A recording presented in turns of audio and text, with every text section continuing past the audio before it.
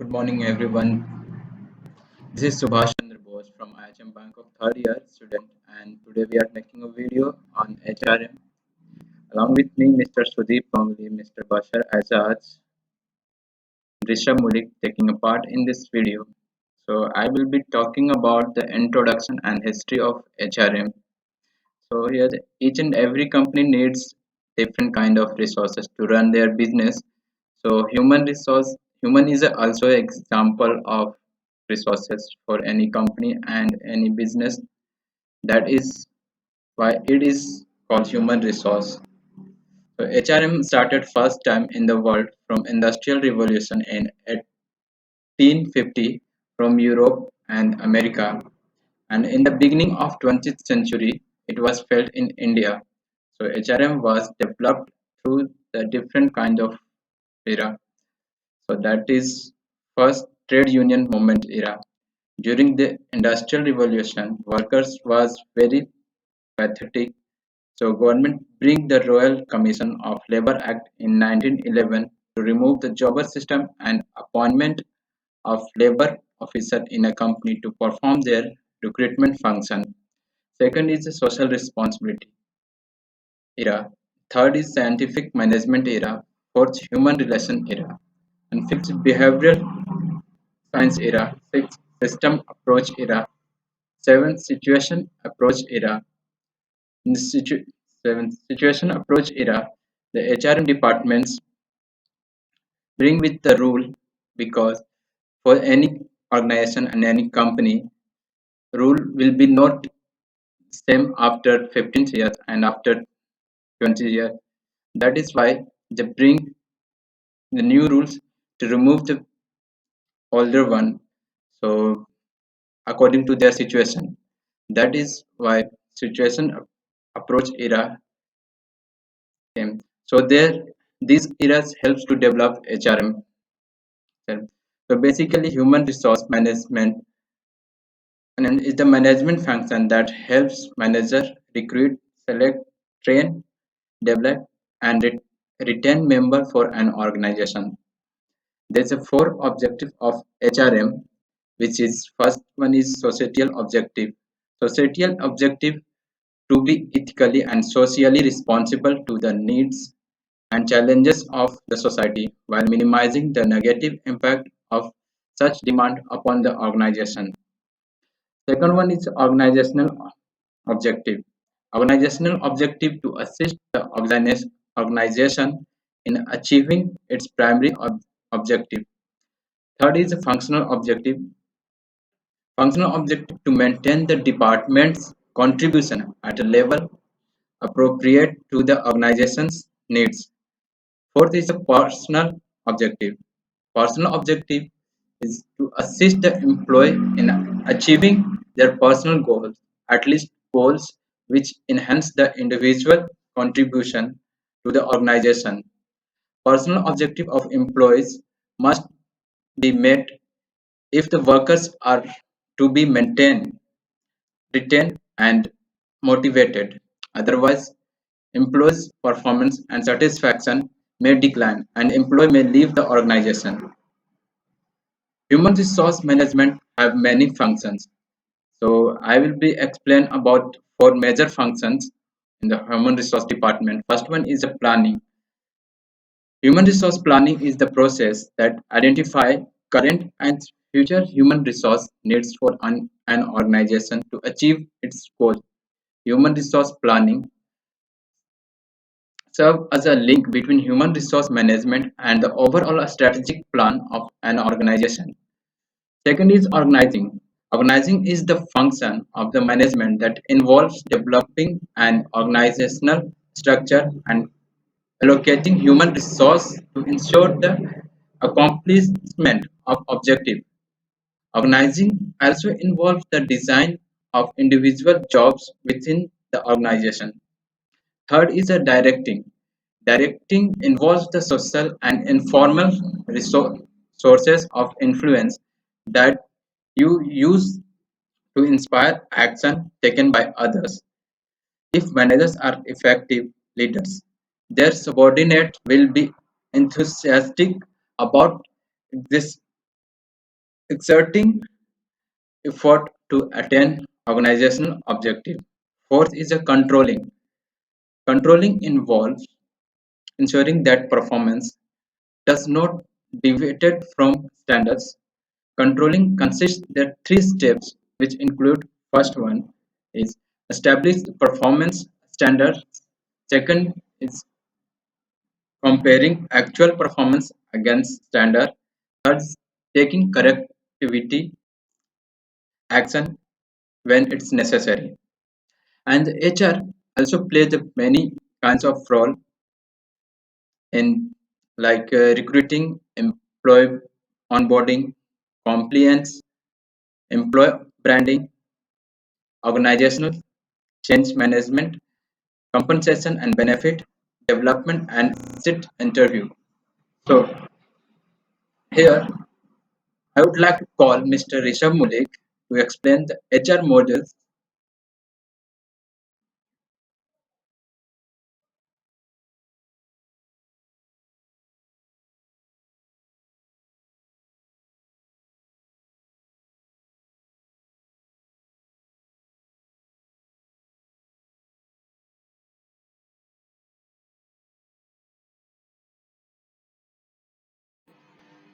Hi everyone, my name is Rishabh Malik and I am a student of University of West London with student ID 21465655 and today I am going to speak on the topic of models of HR.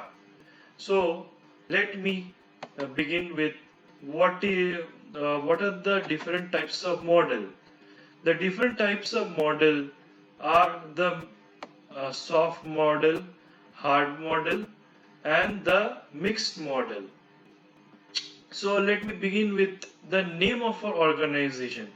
The name of our organization is Hotel Tiger Lily.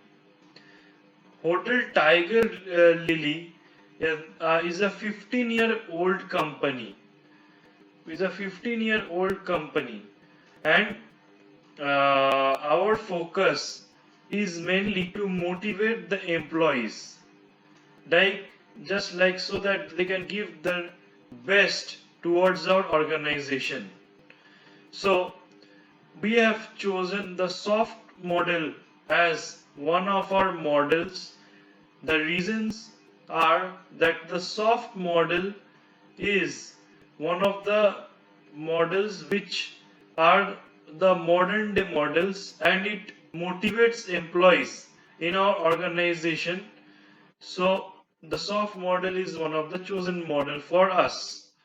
So the human resource management, the soft model majorly focuses on the human relations factor, how the staff and the employees should behave with each other, or even the guest, are all a part of the soft model, the staff relation mainly.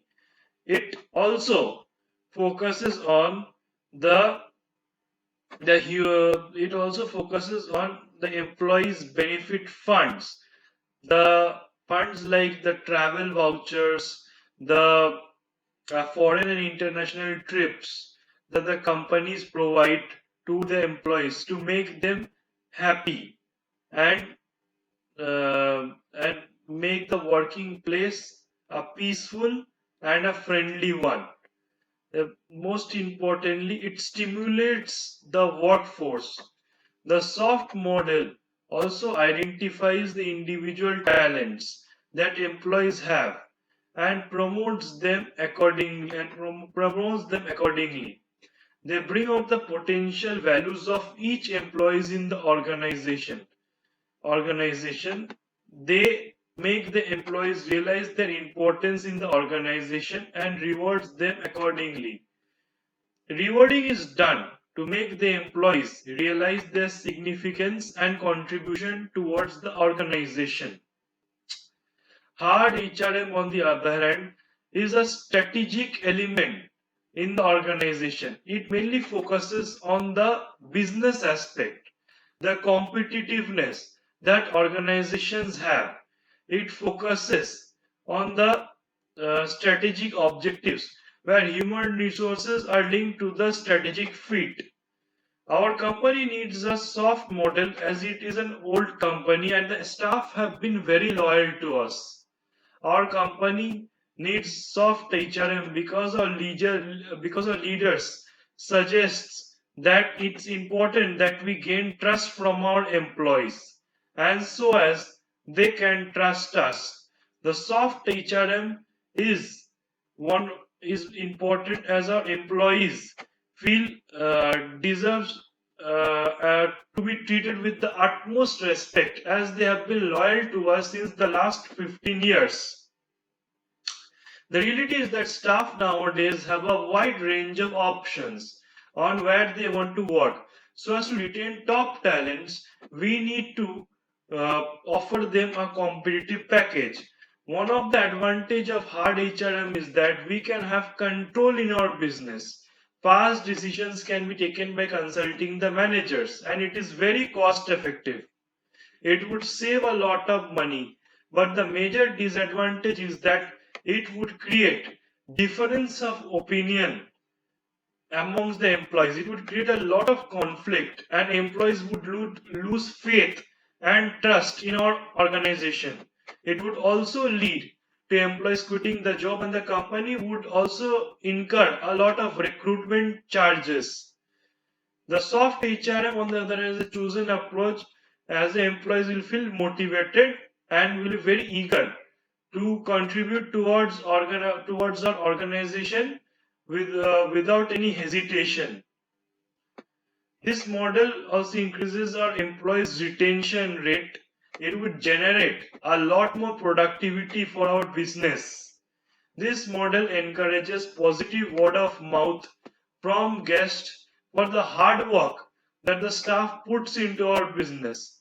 Also, the rewarding is done so as to uh, uplift the workforce. However, there are also disadvantages like it would incur a lot of training and development costs. But the employees would, in the future, when they get skilled, they will also provide us with the return on investment, which will be a good investment for us. So it focuses on the long term plan rather than the short term plan. Now, the third model is the mixed model of the HR. The mixed model uh, focuses on both the hard and it's a mixture of both hard and the soft model. The main reason why we have not chosen the mixed model is that the mixed model needs employees to work on special hours. Any time of the day, the employees might have to work in the organization. And as a company is a 15-year-old company, so the mixed HR model would incur a lot of cost because the employees would charge a lot. It might create uncertainty among the employees that they have to work on any time. It would not it might not keep a peace in the organization. It might disrupt the peace in the organization, and there might be conflict of interest among the employees because it is a model which is a little hard model. If organizations can adapt, it is good. But for our organization, we feel that the soft model is a modern model and the best model of our hotel HR. Thank you.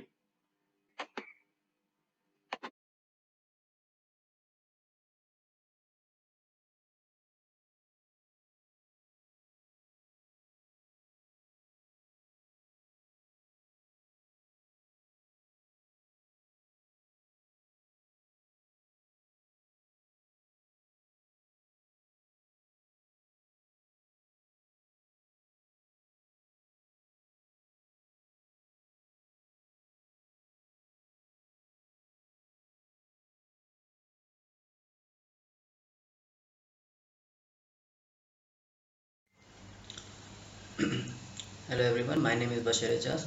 My student ID is 214 65570. So today I will be covering a topic as recruitment process by HR. So what is recruitment? When our hotel is looking to recruit, not only do you need to be sure that your potential are going to be valuable member of your team. You need to be sure that you can trust them with your guest all the times. So recruitment refers to the process of identifying, attracting, interviewing, selecting, hiring, and onboarding employees. In other words, it involves everything from the identification of a staffing need to filling it, depending on the size of an organization. Recruitment is the responsibility of a range of workers. Works larger organization may have entire team of recruiters while other only a single recruiters. The second point is what is recruiting in HRM? So human resource management, otherwise known as HRM or HR or short, is the function of people management within an organization.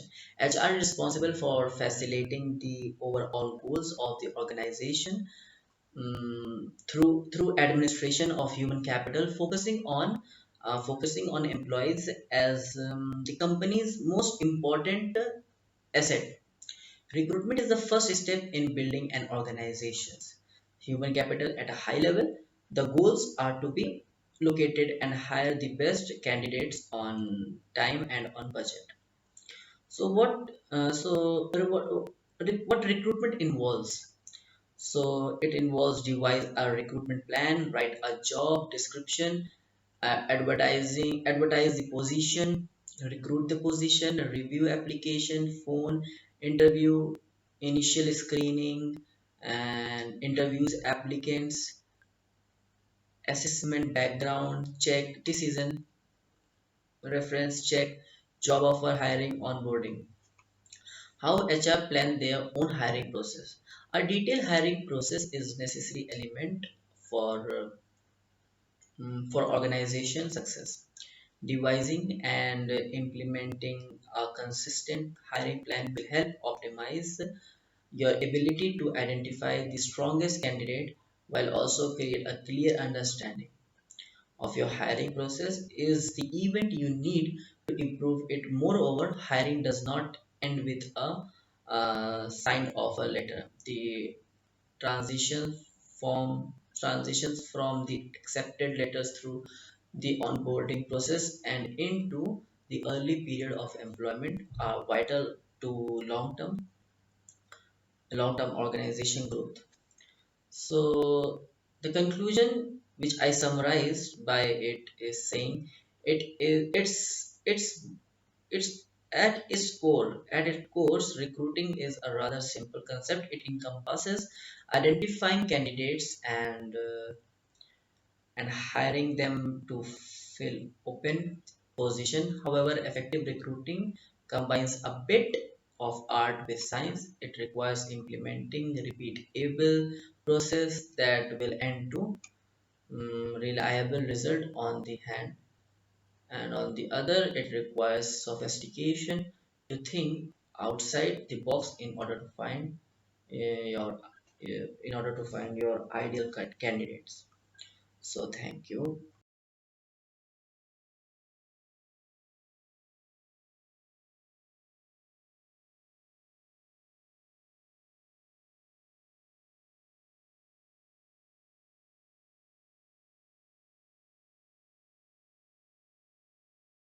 So hello everyone, my name is Sudeep Ganguly and today I'm going to talk about selection procedure of HR. Now selection procedure is consist of 9 parts. Now it consists of reception, screening interview, application banks, selection test, selection interview, medical examination, reference check, hiring decision and placement. So these 9 things actually conclude and makes the foundation of a selection.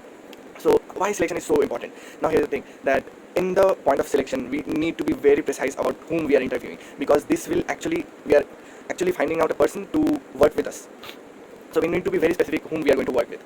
Now let's start with the first part in the reception. So After recruitment, the candidate had already come to our premises in the hotel, and we need to make them feel welcome, make them feel comfortable, so that they could give their best to the interviewer. In the reception, we need to calm them down and give a best of luck for their interview. Next comes the screening interview. In the screening interview, it's an initial data collection, so where we can actually remove the person we are not looking for, the candidates we are not looking for, so we can be very precise with our selection procedure.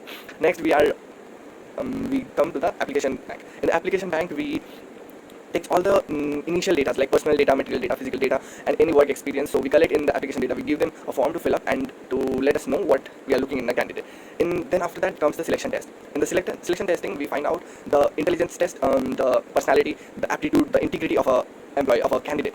With that, we actually can judge inside character or inside thought of a candidate. So that's really helpful for us. After that, we go to the selection interview. In the selection interview, there are a lot of types of selection interview, non-direct stimulus interviews. Now we have the webcam interview, in which we actually make a one-to-one contact. The HR does a one-to-one contact with the candidate, so that they could actually ask or know the human behind the letters and behind the numbers and behind the documents. So that's the selection interview. After the selection interview, if a candidate is selected, we tell them to have a medical examination, so that we could know that they are fit. They're fit for the working. They're fit for the job. They could be a asset, not a liability to the company. And after that comes the reference check, because a lot of candidates who come to the HR, they already have a certain kind of reference by their previous employers, or maybe they have reference from somebody well-known personality, or a VVIP. They refer a person to some institute or organization. So we need to check if they have a reference by some by very important person. After that comes the hiring decision. In the hiring decisions, the HR makes the contact with the line manager. Like if we are hiring for a food production, we need to have the consultancy of the executive chef, that chef, we have this person and he's good at doing these things, so are you willing to take him as an employee of your team? So is he willing to add him in the team? So the chefs clarify, and here the HR department should have a really good relationship with the line manager, otherwise they couldn't communicate properly and there will be a lot of problems. So in the hiring decision, the line manager is as important as the HR team. After that, the time comes for the placement. In placement, the candidate is took, they start working in the job in a probation period. Like they give it range for 2 months to 2 years and anything in between that. So they will be working in the institute in a probation period. In that probation period, they are actually judged on the more on the character than the ability. Like you can actually cultivate a skill, but you cannot easily cultivate an attitude. So you need to have that good right attitude. In the probation period, they find out the right attitude, and after that they keep so that they keep on working for the institute. Thank you very much.